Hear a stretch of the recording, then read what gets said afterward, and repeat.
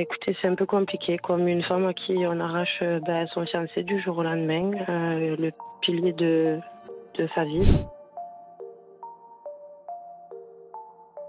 Alors j'ai appris son expulsion quand on a bien accepté de vouloir lui rendre son téléphone, puisque ça, il faut savoir qu'il s'est réveillé à 2 heures du matin dans sa cellule en lui demandant d'en sortir pour après lui expliquer. Quand ça s'est passé, donc il les a suivis, il l'a demandé, on lui a expliqué qu'on avait trouvé un billet pour lui et qu'on le mettait directement dans un avion. On lui a pris son téléphone, donc forcément il n'a pas pu me le dire de suite et on lui a rendu juste quelques instants avant de décoller. Il a pu m'avertir avec la Wi-Fi quand il était dans les airs en fait. Il n'est absolument pas passé devant le juge, à savoir qu'elle avait encore jusqu'à vendredi 14h20 pour statuer.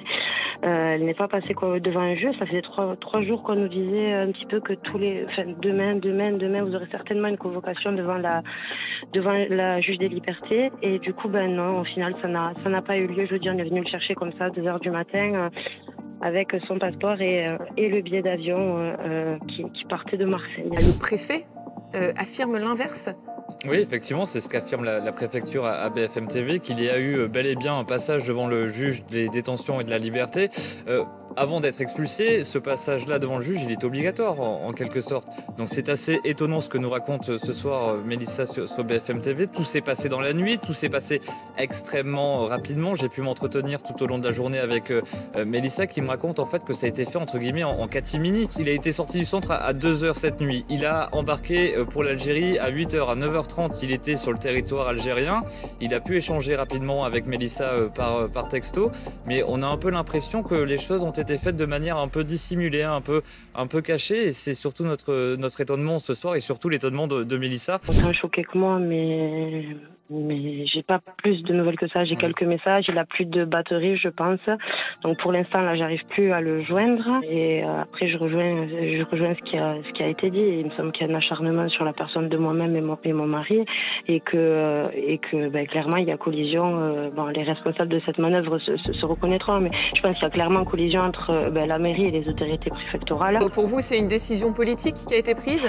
Je peux pas m'avancer sur ça. C'est la justice qui le décidera. Moi, je suis juste une maman de famille et je mettrai tous les moyens et les dispositifs qui sont possibles moi en ma qualité de personne pour faire valoir mes droits, juste à savoir retrouver ma vie de famille.